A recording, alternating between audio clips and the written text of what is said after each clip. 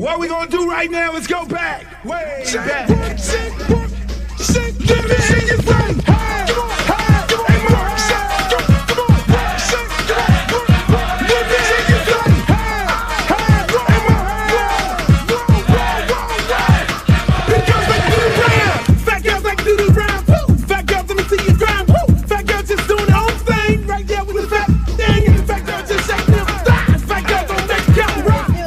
Baby. What's up? I thought you was gonna start hanging out with the big girls again. What is all this trash? Fat girl, hit the ground, hit it up, and you know something. Fat girl just looking so sweet. Fat girl don't make it easy.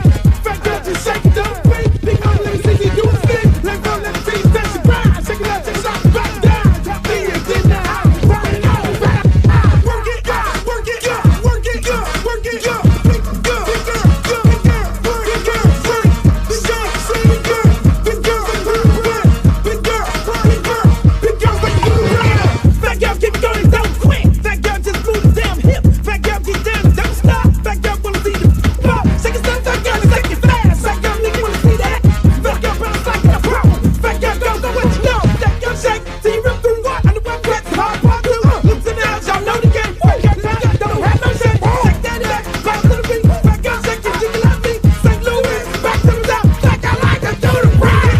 Work it, work it, work it, big girl, big girl, big girl, big girl, big girl, big girl, big girl, big girl, big girl, big girl, big girl, like you around.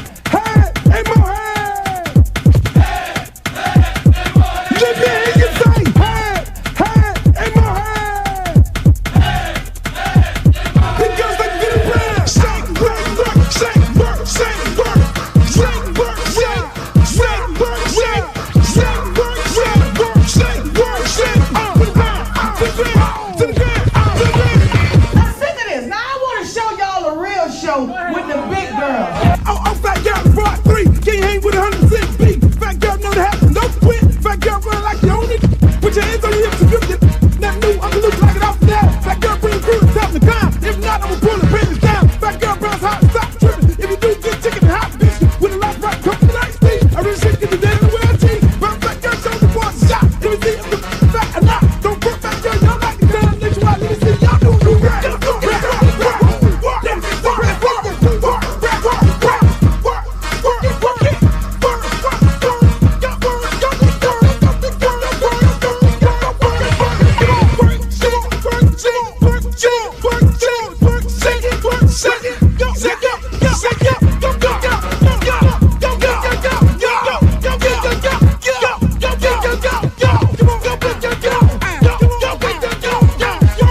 I'm serious. Where you are? Not ever.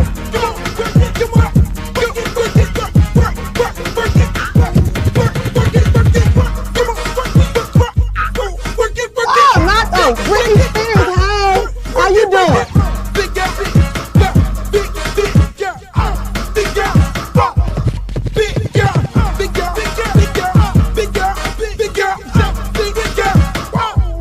Oh, but ain't the little leprechaun. Girl, your wings can show up. You look a mess.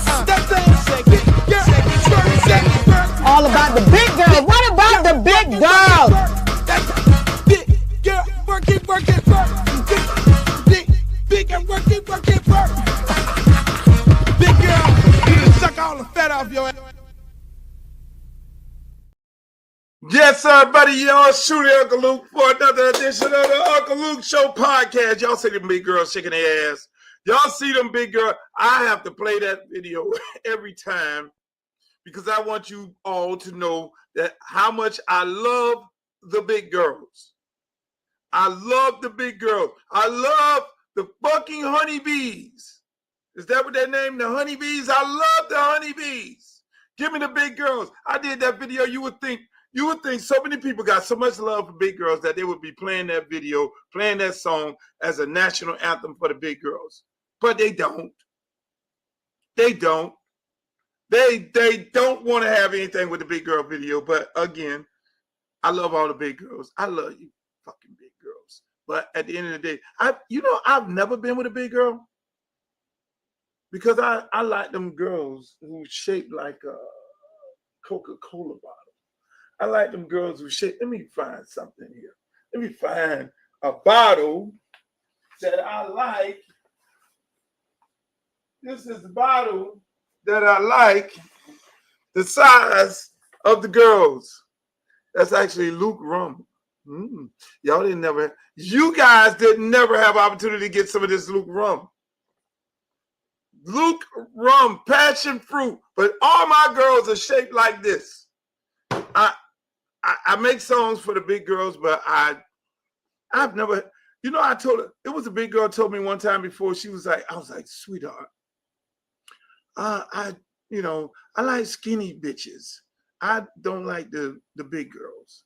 Give me the skinny bitches. And, my friends, I got friends who look at the big girls like they're skinny. And that's okay. And the big girl told me this. She told me this. She said, Luke, let me just say something to you. God damn it. It all looks the same from the back. Yes, and I had to pause like that. She said it all looks the same from the back. I was like, inquiring minds want to know, does it really all look the same from the back? I'm sorry. I love that's not true. Hey, Scarlett says that's not true. Thank you.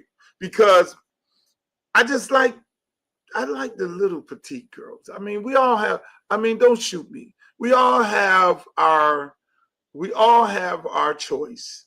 And unfortunately, I like the little skinny girls. Let me try that. Where would that go at? I like the skinny girls. For some reason in the world. No.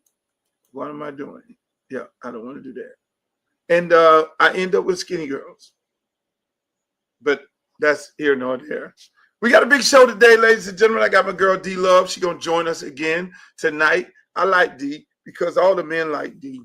We love D. We love D Love. D Love Sports. Make sure y'all follow her. Follow her right now on Twitter, X. Follow her on Instagram. Follow her everywhere. YouTube. Follow her all over the place. She's going to join us. We got a big show today.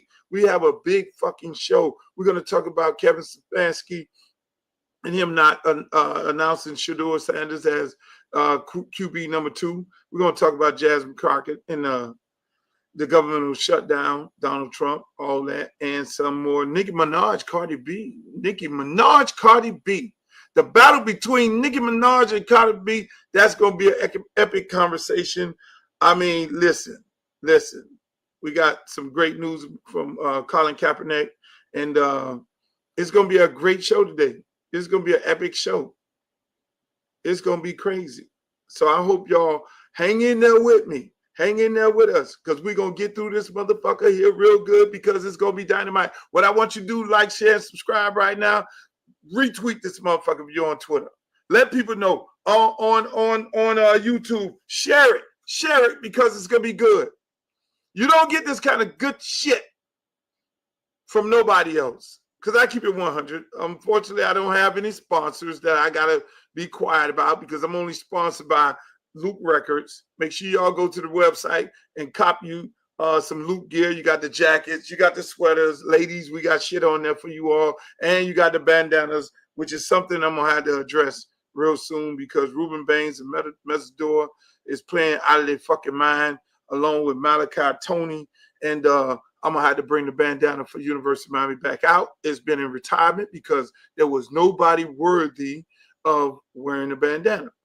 You see my Cowboys in the back, Dak Prescott. They're talking about him right now for MVP. You know, I do not like Jerry Jones. Just keep it a buck. I don't fuck with Jerry Jones.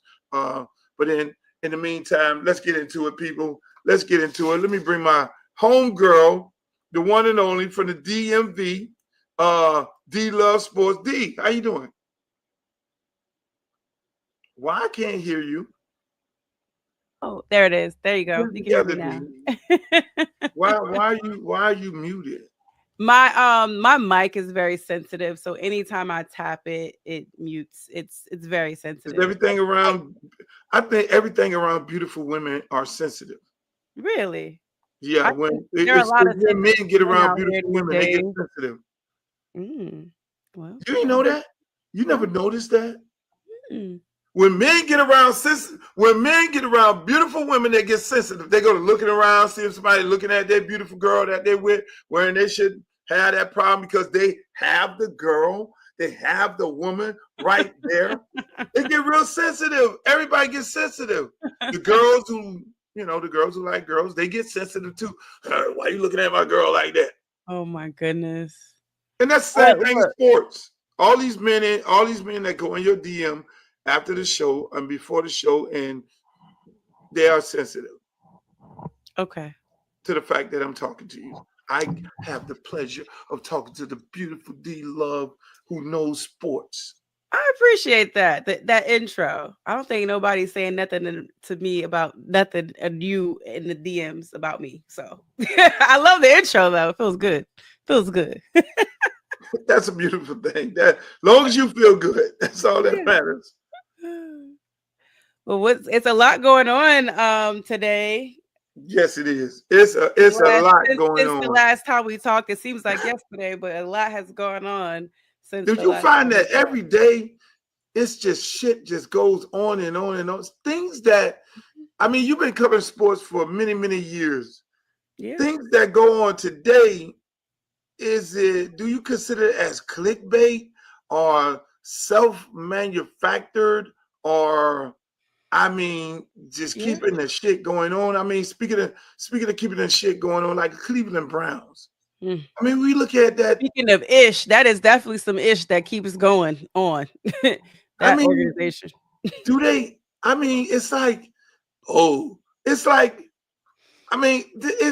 like shit after shit every day. It's something new from that organization. Absolutely. Yep, it is. And this week, actually, the funny thing is, the Sports of Coffee, I alluded to something happening because the Cincinnati Bengals had removed their practice squad quarterback that morning. I was like, all right, y'all, the quarterback got cut. Something's happening. The Bengals are going to make a move. What's going to happen? And there was a Browns fan that said like Flacco can go. And, here we are. He spoke it into existence. But here's the head coach not announcing Deion Sanders as the starter. Coming, they called us, and it happened very fast and happened not too long ago. So still working through all roster type of things.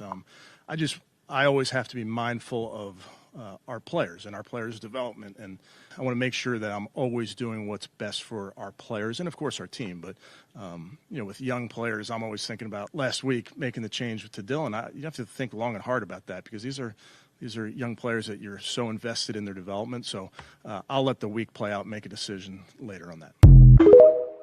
I mean, make that make sense, D. Look, I already knew, because what people aren't talking about, I've heard that Bailey Zappi is getting some time at practice. He's been getting some time at practice. I know he's on the practice squad, but people haven't been talking about Bailey Zappi. And Bailey Zappi was formerly with the Patriots. And I'm not going to be surprised if they put him at QB2. You lost all your veteranness. Well, Deshaun's somewhere, right? I don't know. We haven't seen him in a minute, but he's somewhere. You lost Flacco. So now what? Like, Bailey Zappi is the vet outside of Deshaun Watson. So I'm not going to be surprised if they happen to put him at number 2. But the other day when me and you was talking, you mentioned that, and I like totally dismissed it when you said Bailey Zappi, is on the roster.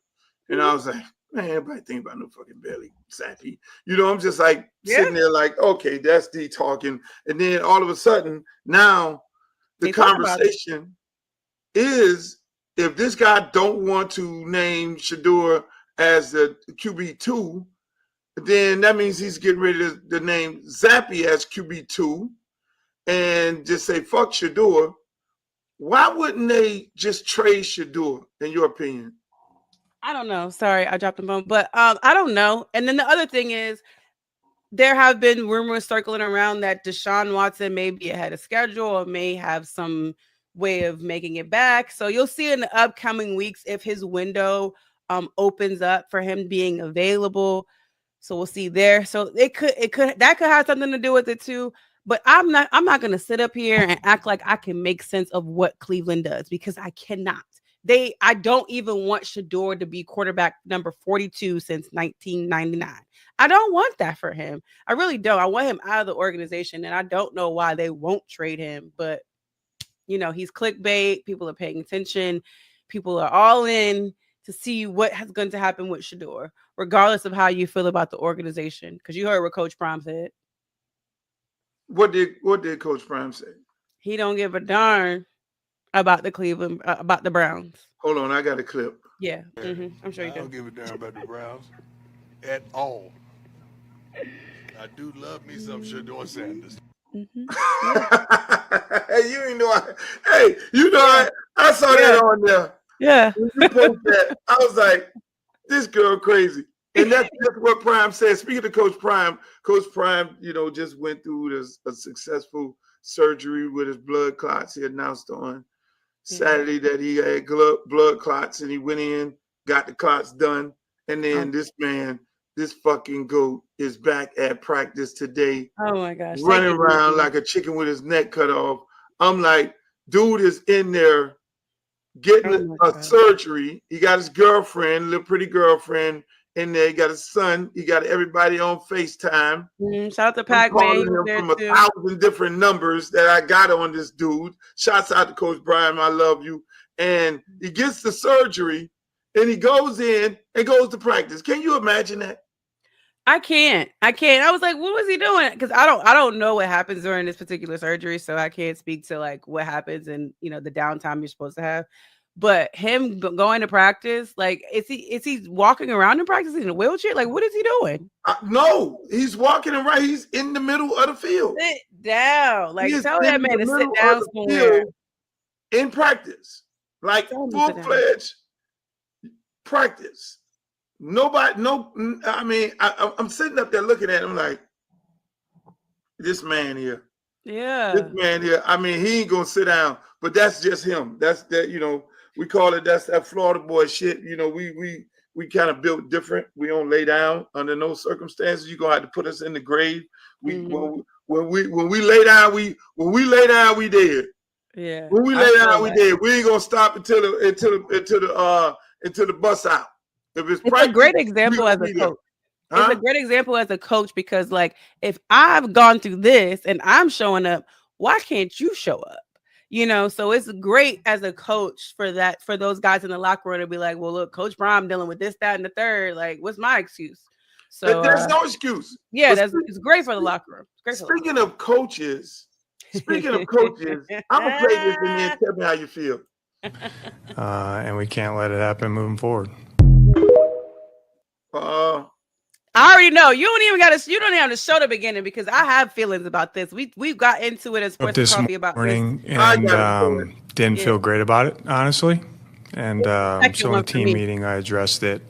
I apologized to Omari, apologized to the team, and I just told him I kind of let the moment of what happened get the better of me there. Obviously, like I try to be emotionally stable and calm, because my job is to solve problems when during a game. So it's not really who I am, who I want to be, and I told the guys that today. So it's a mistake by me, and it's just like everybody in there.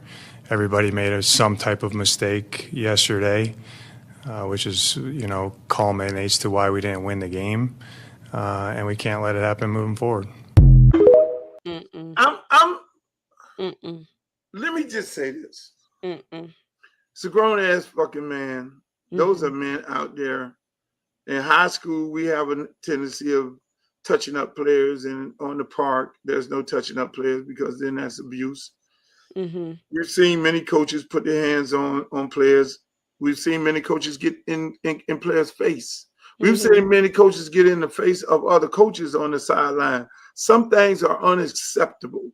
That to me is totally unacceptable. That is a grown young man. He's obviously being consoled by one of his players, one of his teammates, who is supposed to console him in that moment.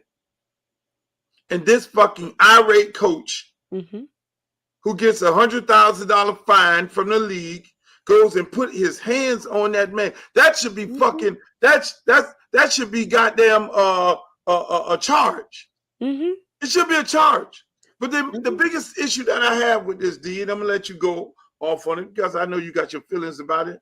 Where the fuck is the union? Nothing from the union. No, nobody on the TV. I'm looking at my good friend Stephen A. First Take and all these people and every take in them in America. I'm looking at Ocho Cinco and Shannon Sharp. Ocho, I love him to death. One of my first kids in my youth program, love him to fucking death. They sitting up there talking about, oh, that's what they do. I'm going back and forth with Dad Brian on Twitter. I'm like, Dad Brian, you know goddamn well you are not going to let nobody put their hands on you as a grown man does. Like, no, Luke, shit like that happen and all that. No, these are capital N dudes talking about, oh, it's acceptable. Talk to me, D. Is that acceptable? Absolutely not. And we got, like, when I tell you we got into it this morning on Sports and Coffee, it was so bad that we had to change the subject because I'm not pivoting off of this. This is not right. If you look at the video, this man initially contacted him once and then hits him on the way out. So, like, the first little bump, shove, whatever, I'm cool with that. But the punch after? Like, you try to inflict something into him. And that's where I just, that was out of the way. Like that, no.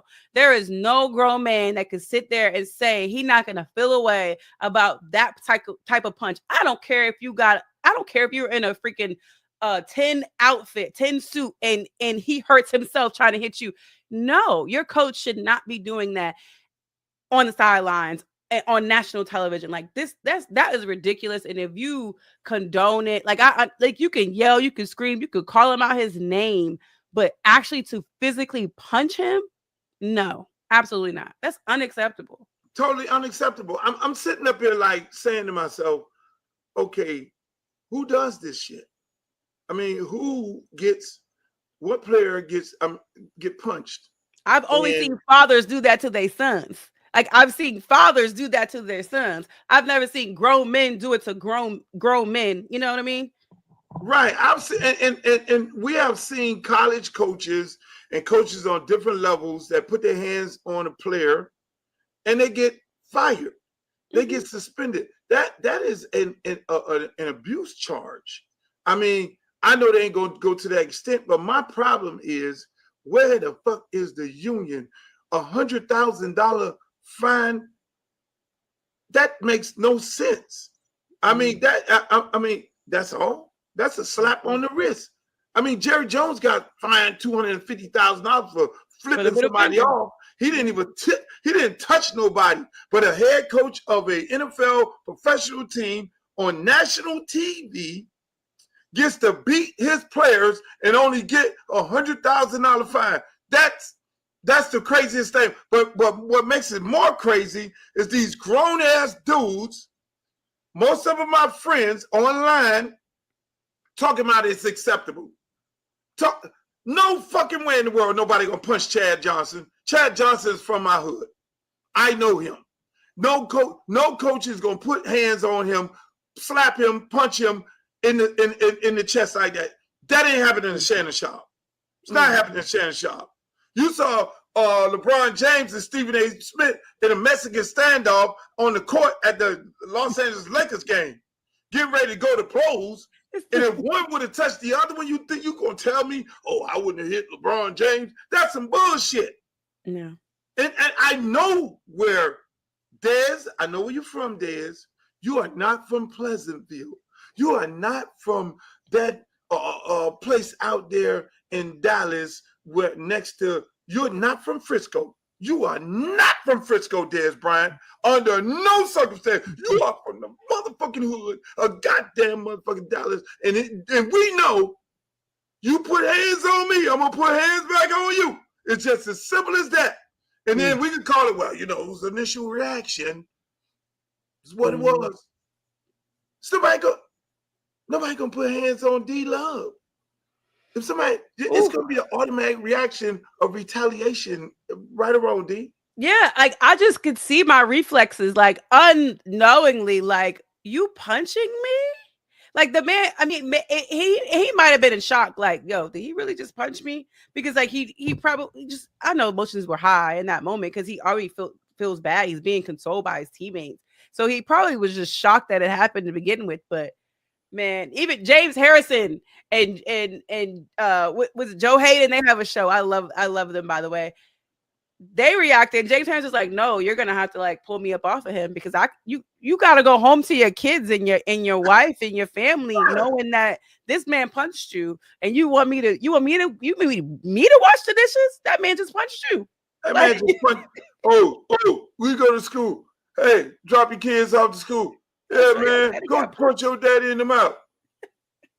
My daddy got punched in the mouth. Your daddy's a bitch ass nigga. He got punched in the mouth on national TV. He ain't no real football. Oh my God. Hey, they're in the girls in the beauty salon getting their nails done and hair done and shit. Yeah, honey. So how you feel about your man getting punched on TV? What? No. My problem right now is the union. I gotta punch you back. I gotta hit you back. Me and you gonna have to go run one. Hey, coach. Let's go in the back. We go in the equipment room. We're gonna have to run one. And you know how Bush and all them presidents and shit come back with a black eye and they say, "Oh, I fell down. I hit myself. I fell down the stairs." He need to come back with a black fucking eye. Other than that, the union need to step their ass in. The union, how would y'all just sit there and allow your players, the NFL players union I'm speaking about, get physically abused by the coach, by an administrator on the football field? That tells you right there, D. That tells you right there, Roger Goodell runs the union too. We always said it. Now this I'm going a little deep. We always said it. Roger Goodell runs the union. The union they just take them guys' money, act like they got a union, but they really don't. So what did you want, or what would you like the union to do? What should they say? Should they put out a statement? What should be the union's response to make people happy? The union should go hard on the league. They should go hard on the team. They should go hard. They should demand that coach gets suspended for at least 2 games. The union should be telling Roger Goodell, you need to find the team. You need to that official apology ain't shit. How do you know the union hasn't done any of this? They need to be out on record. They need to be out on every news outlet saying this is unacceptable. $100,000 is like they throw up $100,000 in the club. They go to Tootsie's and throw up a fucking $100,000. The interim, the president of the union was in fucking Tootsie's, throwing up $100,000, and he got fucking fired. So they know $100,000, D, is nothing. It's like, didn't he get fired? Then he went to Tootsie's, took the whole card, went to Tootsie's with the card and everything. They throw up $100,000 in Tootsie's. Strip clubs and lamb chops or something was involved. That's all I know. Thank you. You go in the back room in Tootsie's, you throw up $100,000 easy all day with all the girls. So that's like nothing. This man needs to get suspension with no pay. This little bullshit apology. He needs to be doing some community service. He needs to be doing some anger management. I'll put his ass in anger management class because that was classic anger management shit. Now, this same guy go home and beat the shit out of his fucking wife. Then we saw signs of it on TV when he beat the player. See all that amplified because all the signs, we always dismiss the signs. So you want I just want people to like, so if the PA sees this, so you want them just to be more vocal on the outside, letting people know what they're doing, what their plans are. We've talked to Roger. We've addressed this. You want them to put out statements, letting you know what their courses of action are. Because if they're doing any of these things behind the scenes and not telling you, it's not feeding the appetite of everyone that's saying the union, the PA needs to be doing something. The PA needs to be doing something. So you want them to put out statements of what their courses of action are for something like that. That's what I need them to do. I need them to be the union that they're supposed to be. I need them to be representing the players like they're supposed to be. I mean, look at the WNBA union, the girls who represent the union. They ain't fucking around with that president. They are all in her shit and some more. They're letting her know everything she's talking about as far as this deal going forward is all bullshit. Well, they had to get to that point, right? Nobody was saying nothing until now. Like they had to get there. So it was a bunch of stuff going on, and maybe they got to get to the players got to get to a point in the PA.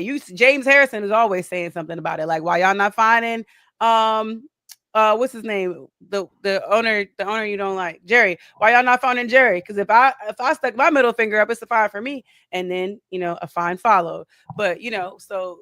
Exactly, but you all know. But the thing is, let me just say that people you need to understand. The NFL players is the PA. They have a union. All the players have a union. The players are in a union. Plus, each player on each team has a union representative, and there's a player representative for all the players who got voted in by the players, and then there's the head of the union. So none of these motherfuckers ain't had nothing to say. None of them. And that's for the protection of the players. Now, the union will come in if they're practicing too many hours and shit like that, that is their job, to protect the players from management. And when they're not doing nothing, in this case, there's a statement from the team. Yeah, okay. I'm like, fine, that's cool. But that ain't enough. The union's supposed to come in and say, that's not enough. You're not going to put your hands on my players. It's just that fucking simple. And so, and that bullshit apology, no. Everybody talking about, I'm sorry. That motherfucking coach need to go to anger management. That motherfucking coach need to be fined triple the amount of money. That goddamn coach need to be suspended 2 games. The team need to be paying this boy money to not sue their ass. I mean, this shit is bananas. I can't make this up. I don't necessarily disagree, but I feel like now that they've already fined them $100K, what else? What else is going to happen? Hopefully the PA comes out and says we've taken these courses of action, or give you something that feeds the appetite of people that want more from the PA. I just hope the PA can start having a track record of letting people know what they're doing and how they're standing up for the guys behind the scenes. Speaking of beatdown, who you got, Nicki or Cardi? As far as if there was a fight. I'm going Cardi. I'm going Cardi B. They are going at it like a motherfucker online. If there was a fight, I'm going Cardi. You team Cardi? Yes, and I feel like Hennessy, her sister, would jump in it too. So yeah, I'm going Cardi. Everybody in the chat. If we're talking physical altercation, I don't necessarily promote violence, but if it was a physical, I'm going Cardi. Everybody in the chat, who you got? Who you got, Nicki or Cardi? Now, if we're talking something else. Got, Nicki or Cardi? You team. Now listen. I'm team Cardi if you talk about physical, but if you talk like you got to give me categories. Other things, I will be on Nicki's side. If we talk about lyrically, skills and stuff like that, I'm gonna go on Nicki. But we talking about actual physically putting hands on one another, I'm going Cardi. The situation is right now. I mean, you got Cardi, you got Nicki disrespecting Cardi's kids, Cardi disrespecting Nicki's kids, going back. And then you have each other talking about each other's man. You got, this shit is crazy. It's all over the place. It's sad. I'm just saying, Cardi is my girl. Oh, you team Nicki. Oh, we got team Nicki. And a fight. Okay. I think, let me just say this, because I'm always the voice of reason, unfortunately. Leave the kids out of it. They need to leave the kids out of it. You always leave the kids out of it. You don't talk bad about the kids. And for both of them, hey, look, hip hop. Cardi, you pregnant girl. You can't be talking crazy about nobody's kid. You carrying a child. You can't do that. No, you can't do that. You can't do that. If we have in hip hop from day one, there's always been battles. There's always been beefs. You do it on the record.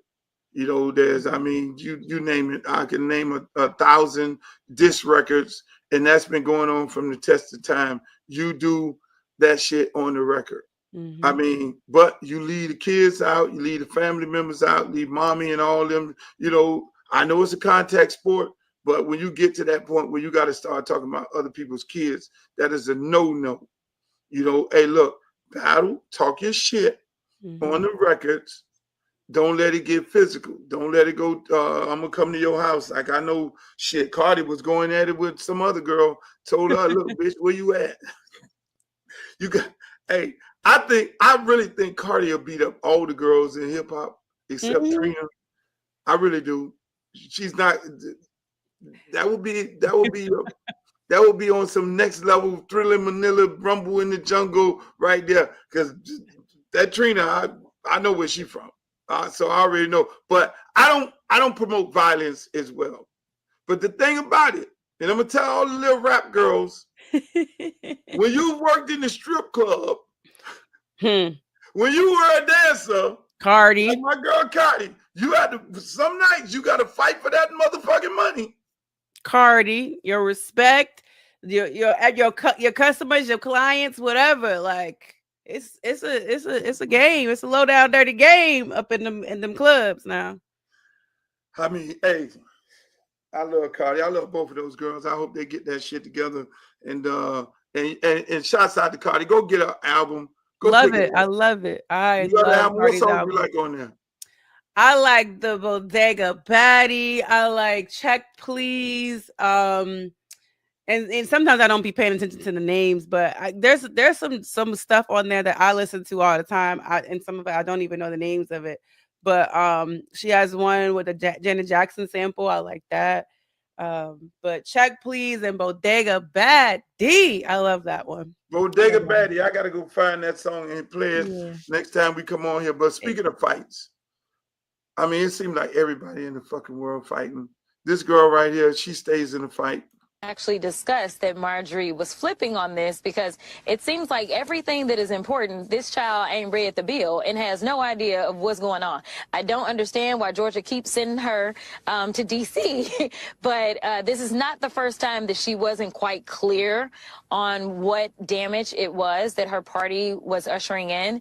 But listen, I will take her seeing the light at any point in time. And so, yeah, it's sad that she can only see the light when it directly impacts her because she is elected to represent almost 1 million people.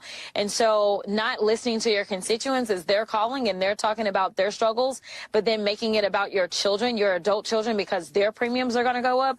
Listen, I'll take a yes vote or somebody coming to the table, whatever way I can get it. But I just don't believe that that's how government is supposed to work.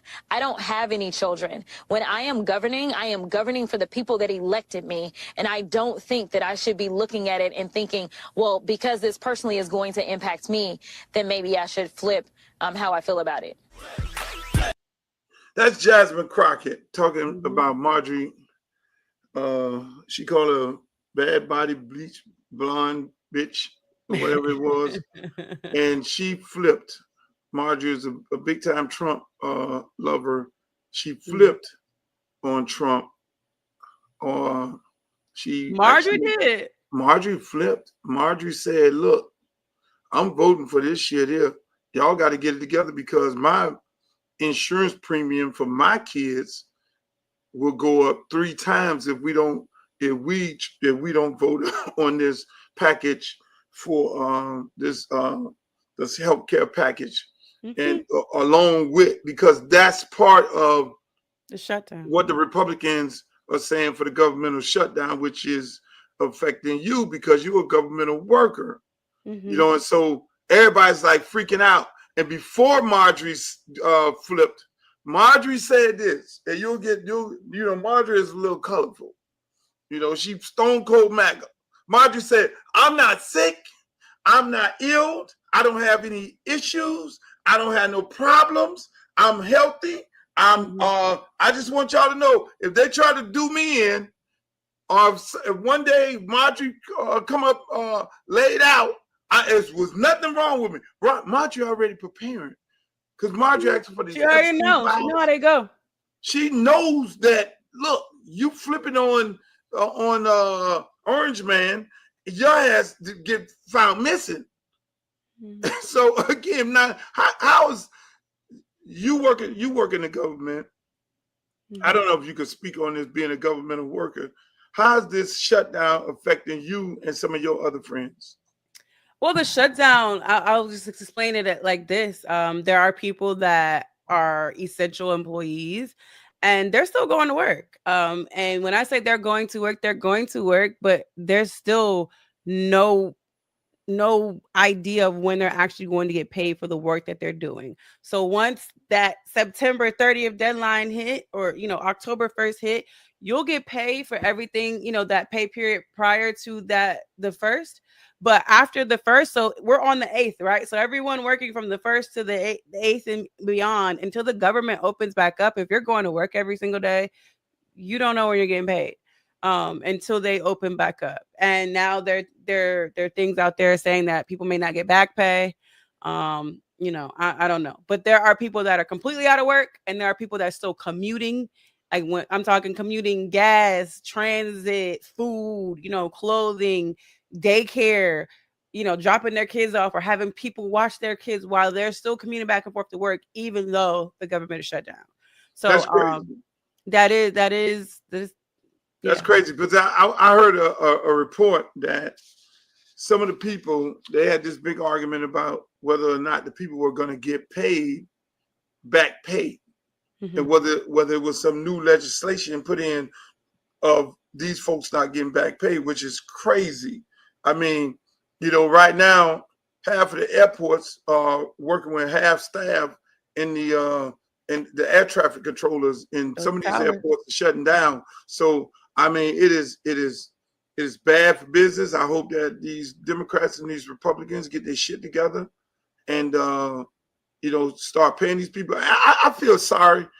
I mean, for people like yourself who work for the government, when you work for the government, it's supposed to be a great paying job. It's supposed to be a great opportunity, great benefits, great 401k and the whole 9 yards. And then as soon as this president gets in, the first thing he does, him and Elon Musk start firing governmental employees.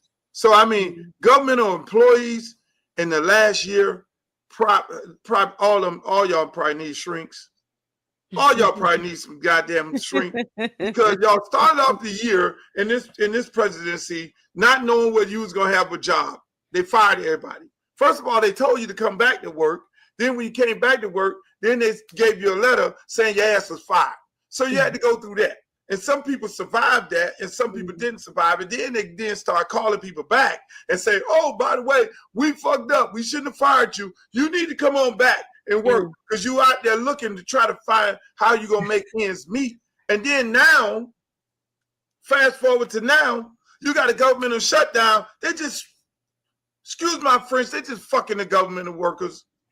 It's a shame. And if all these politicians and these people who work at the White House wouldn't get their pay, I think they would be getting this shit done real fast. If Congress and the Senate wasn't getting no money, their ass will be getting this shit done real fast. It'll be at the top of the food chain, be at the top of the list, because some of them folks out there who paying for their little hanky-panky deals and all that, at the end of the day, they will know that they don't have that extra money to be paying for all these other things. And wifey at home will be saying, where the fucking check?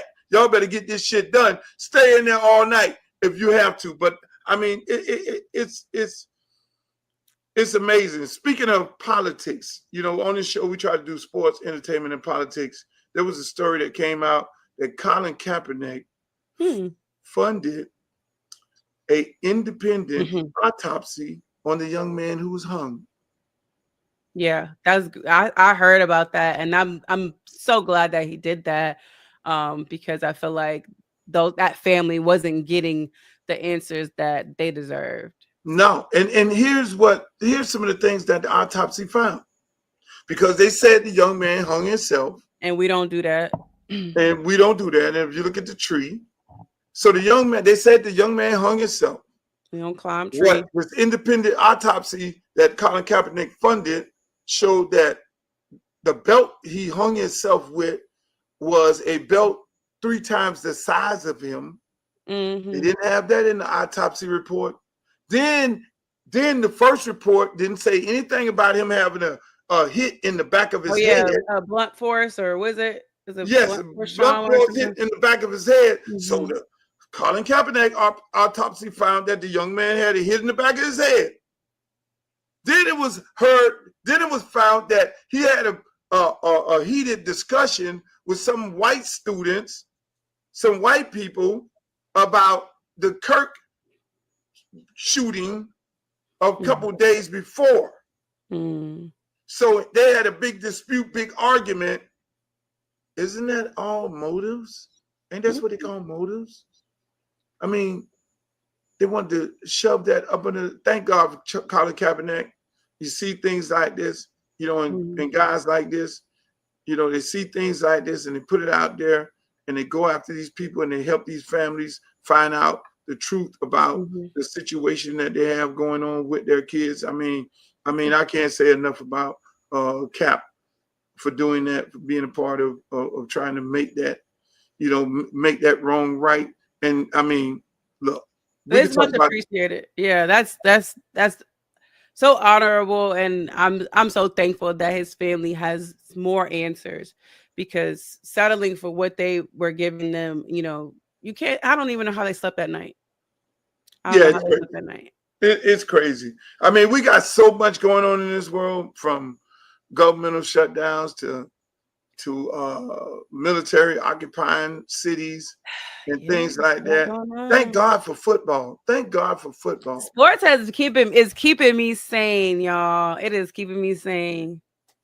People thinking I'm living the dream out here. It's you are living the dream, D. You're at every football stadium. You're at the Cleveland Browns. Oh, you had the Pittsburgh Steelers game. Your beloved Steelers. You had the Maryland Terps. You all over the place. People just know.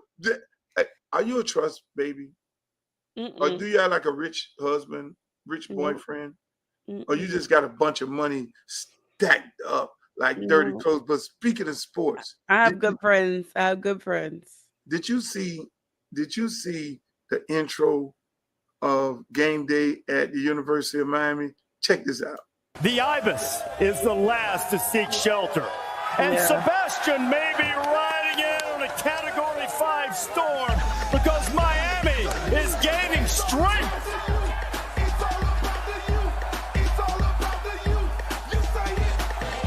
It is all about the youth. Uncle Luke with the soundtrack, and this feels like Uncle Luke's Cage, a live crew fixated on a return to the top. And that path takes them straight into an old rival, where the Gators, they've been standing them up at the gates of hell, but they won't back down. But hey, baby, there ain't no easy way out. The easy way is over for a lot of teams starting today. But here at the U, there's no guessing. The great ones spell it out for you who they are. C-A-N-E-S.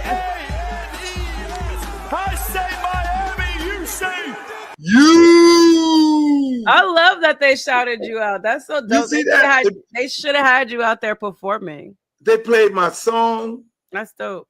It's all about you. Everybody is using it. Hey, y'all can go find it anywhere, iTunes or whatever it is. They playing the song. I want my Maryland people to get mad when Carson Beck came in, that's when he had the little girlfriend, the basketball player girlfriend. They were singing the song. It's all about the you. Everybody took the song took a life of its own right now. So is the you like this, or like is this? No. Like this. Don't do that. Don't know. Okay, it's this. Okay. And all the haters try to do this and all that. Down with that note. We right all here. Right. You got when you come back down here for a game, we got to get you up in the building, throwing up the U like that. All right, I still love my Terps, but Terps. What's the Terps sign? The Terps got a sign? I don't even know. I literally just do the little M and then the W when they win. That's all I do. See, that's I don't know if they have a sign. Swag. Y'all got to get some swag. I got them. I'm gonna take care of that. Locke's got a lot of swag though. It's Terpsville, So let me ask you, the speaking of the University of Miami, the rankings came out. Ohio State #1, University of Miami 2. I mean, after all, University of Miami, we won. We beat 3 ranked teams this year. I don't think Ohio State only probably played 1 and beat 1. Why we're not #1? Why we're not ranked #1? Because they're the champs. That's why. Because they're the champs. Because they're the champs. They're the reigning champs. That's it. That's why. Kansas City, the reigning champs. They're not good. And even though they're not playing good, they're still favored to win every game they play for the most part. Let me say this. This team that Mario Cristobal has assembled, I mean, I remember when he first came in, he was like, Luke, this is not what we're accustomed to being, because he's a Hurricane. And you know I'm a diehard Hurricane. I've been around the program since Howard Stellenberg and before Howard Stellenberg. And since he was there as a kid. He was like, this is not us. These kids eat Skittles and shit in practice, sitting on the side, sitting on their ass like they're on a South Beach vacation, you know, because when the coach comes in, the new coach comes in normally around the bowl time, and he gets to walk around and evaluate the players that's on the team. And he was like, I did not know it was this bad, Luke. He said, I took the job. And everybody else who he hired took the job, said the same thing, because when you think of the University of Miami, you think of the talent that you see on the field right now. He was like, this shit is bad. It's going to take me at least 4 or 5 years to get this shit right. You know, you can always do a quick fix. And that's what a lot of people in NCAA don't get. They want instant winning. And if you get instant winning, that means you go get a bunch of portal guys. You be like Florida State, win all the goddamn games one year and then only win 2 games the next year, and find yourself back in the same thing, in the same predicament. This guy has built this team from the trenches on out. We did not get in the playoff last year because we were focusing more on the trenches, and we did not focus on the skill guys on the defensive side of the ball, the defensive backs and all that. So we got our ass torched.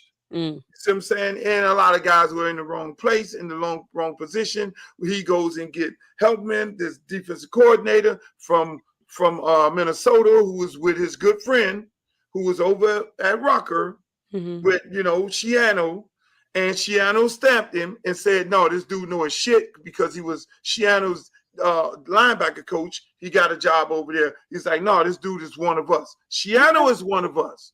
You know what I'm saying? So Mario leaned on Shiano. Shiano co-signed this dude, said, no, he gonna get that shit going like old school, and like how we expect, how Miami expects Miami football to play Miami football. And so this dude got these motherfucking guys running around like chicken with their neck cut off, but going at it, organized chaos in a physical way. And he letting them guys play. So when you look at it, D, when I look at it, and I look at the games that Ohio State played, and the lady who does the little meeting with the she even came on there, the lady who does the when they go to the bowl meetings and all that, and these people who project who's going to the playoff, that lady even said Miami should be #1. I mean, everybody, because of the way we're playing, the way the way you're beating teams.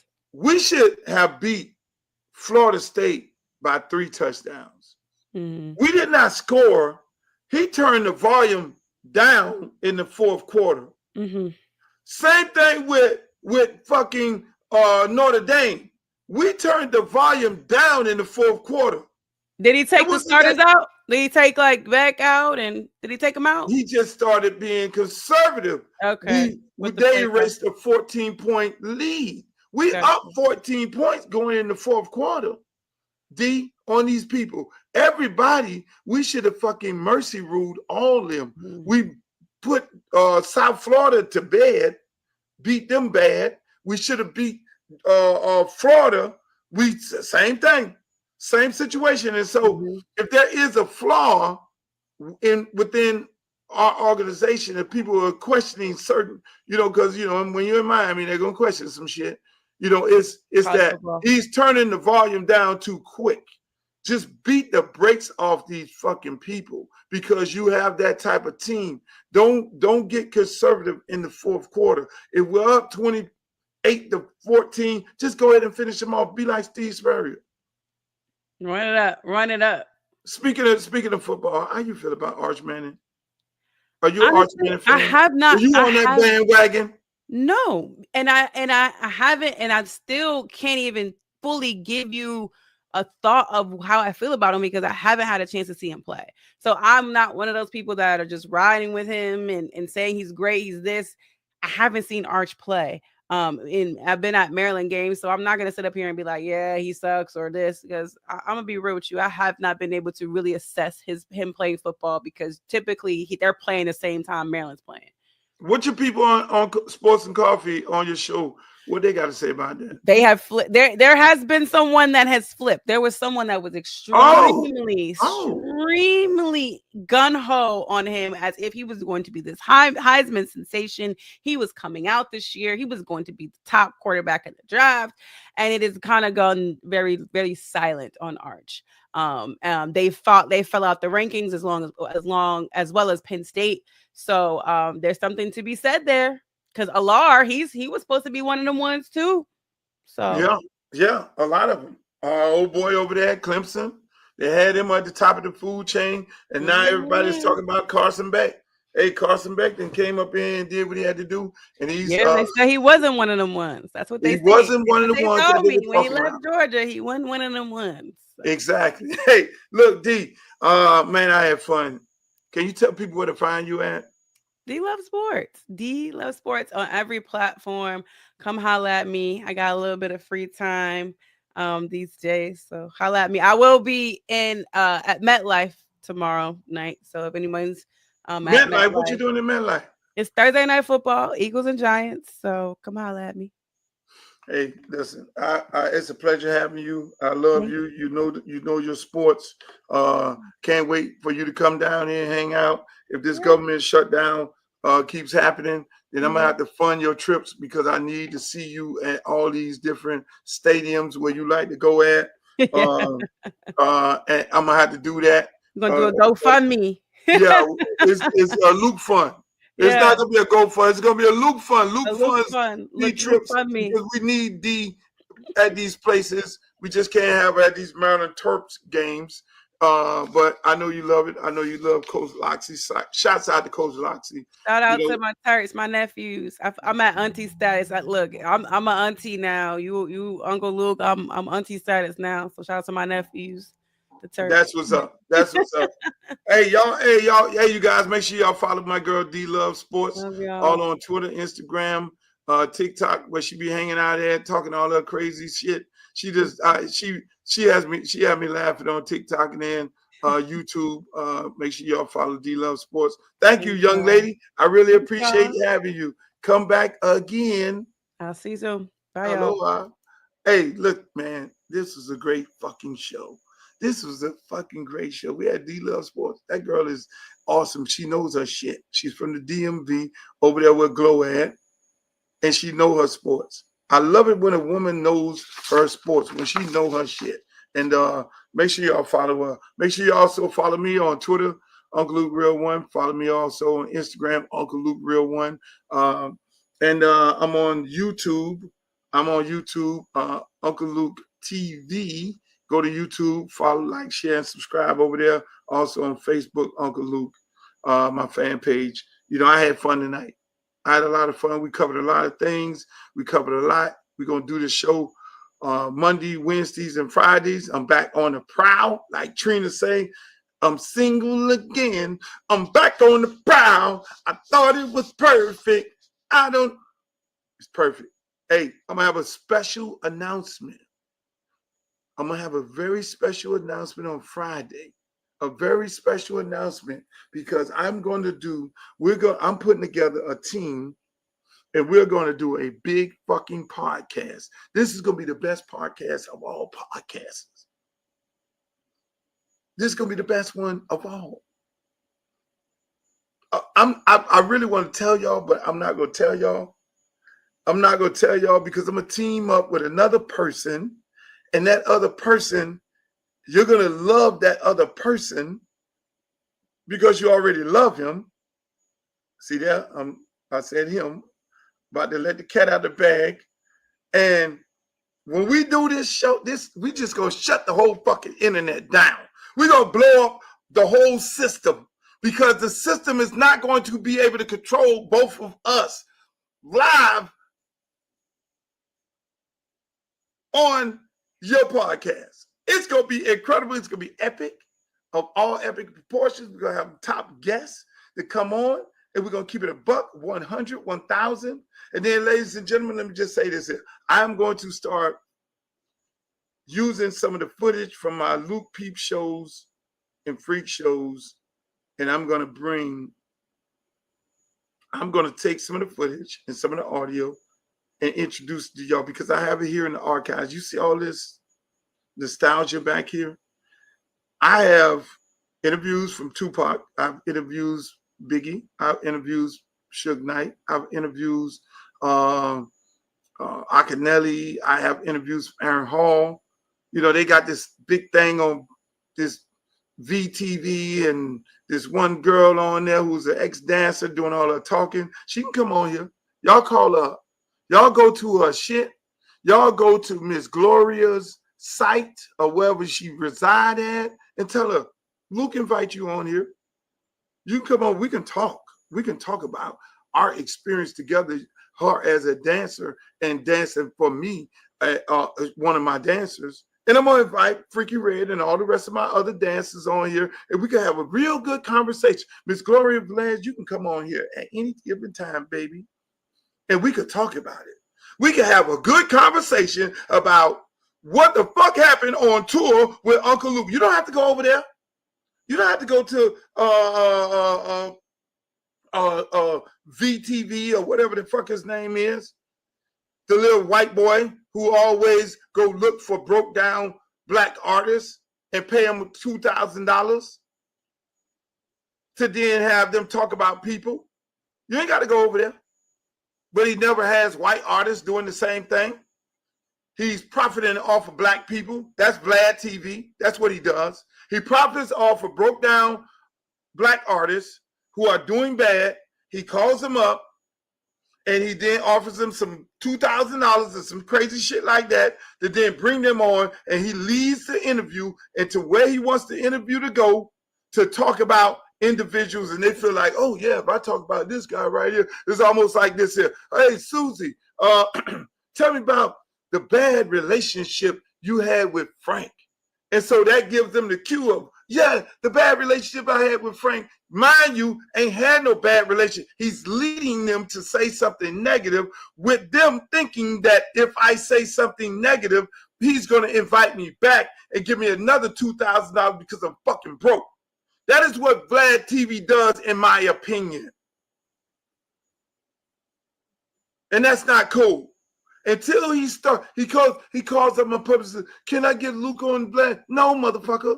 I ain't broke down, and I'm not on crack, and I'm not looking to be on your show. When you go find Mr. Vlad, let me look at the camera. When you go find some 5 white artists that you do the same thing with and interview some people to talk about some white artists, then I will think about doing your show. But other than that, boss, I'm not falling into the trap where the white man uses the black man for profit. You can't get me like that, boss. Even if I get broke, sleeping up under a motherfucking up under a tree, you will never get me like that, boss. Ever, ever, never, ever, ever, ever. Because this real shit right here. But back to you, Gloria. If you want to have a conversation, baby, about you being a Luke dancer, you're more than welcome to come here. You are more than welcome to come here. See, that Vlad TV dude did the same thing with Brother Marquise. And Brother Marquise got off of there. He called me up and he said, hey, man, I'm sorry. Buddy was leading me into these questions and all that. And then you know what happened, people? You know what happened? I told Brother Marquise, I said, look, man, I understand. I really do understand what was going on. Me and him, because this asshole dude had this man on there doing this interview. me and him then had our conversation. We talked because there was never no ill will toward us. And we talked, and at the end of the day, before, God bless his soul, before he passed, we then entered into suing to get our masters back. So he passed while we were in court. His daughter, beautiful daughter, and her mother took up the case, and Chris Wong and his family, his sons and daughters, you know, we all joined in together. And I'm sitting there. It was very emotional for me every day going to court with them, fighting to get our masters back. No Mr. Mix, because Mr. Mix is over there with this dude over here. No Mr. Mix, he was not a part of the fight for us to get these masters back. He was on the opposite side, which, you know what I'm saying? I don't have no grudges, but you know, that was his choice. That's fine. We ended up winning. So this little dude has us now back in appeals court. That's his right. He can appeal it. That's fine. But the beauty of it all is the fact that before Mark passed, because before that he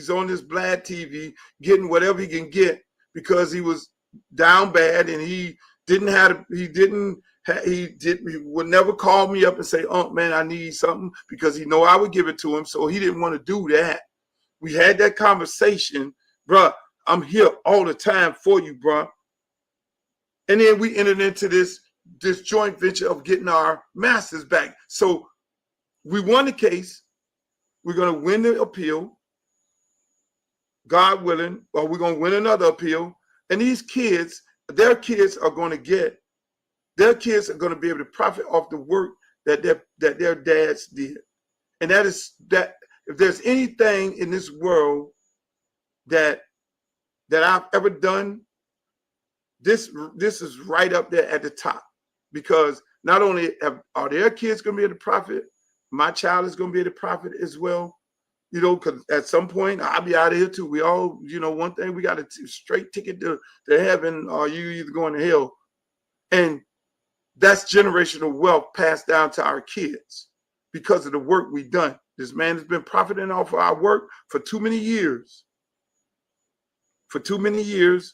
You would think he would just go away because he got over. But at the end of the day, I just don't like people when they do stuff like that. So shouts out to Brother Marquise, God bless his soul, along with, you know, Fresh Kid Ice. And I love their kids, man. I got to when you go through a case, you get to meet the kids, you get to know the kids, you get to share information, you get to tell them stories about their dad, their dads. And so it's beautiful. I mean, God put us all together for that very reason. And they wouldn't even let those kids testify. They shot down them kids' testimony, and it was only me. So just imagine, only me. And the kids sitting there, they're depending on me to bring this shit home. Because this is all about their parents' legacy, my kids, my legacy, our works that blood, sweat, and tears we put into the shit. And I remember they were sitting there, they were worried. They was like, man, they was like, oh, don't fucking cuss these people out, because we know you're going to cuss these motherfuckers out. Don't just keep, you know, Chris' daughter and Mark's daughter coaching me up. You see the kids, you know, they're grown-ups, but, you know, young ladies, young men, just don't, you know, just don't go off the hinges, you know, because they know if I go, the lawyer's like, don't go off the hinges, please. And I cut their ass up everywhere but loose. I took a scalpel to them fuckers. I took a scalpel to them. When they asked me questions, I was like, right on it. And I know Brother Marquise and Chris I just knew that they were sitting right there in that seat, in that witness seat with me. Like, get these motherfuckers. Because you know one thing about it, ladies and gentlemen, I'm going to let this show go. The truth hurts. You come up into a courtroom, do a whole bunch of lying and shit. The truth hurts. And I urge every artist, if you've lost your works, there's a case that you can use that case and get your works back after 35 years, use that case. Use that law. And if you need more information about how to retain your get your rights back, just hit me up. I ain't got no problem with breaking down and give you some good information, because that's what it's all about. But I love you guys. Hey man, y'all had a great rest of the week. The Uncle Luke Show. We had a good time. See you later, alligator. After a while, crack it down. Pull out the stick, come shoot that. Booty poke out like a book bag. Booty poke out like a book bag. Pull over ass too fast. Carisha gonna bring that Uncle Luke back.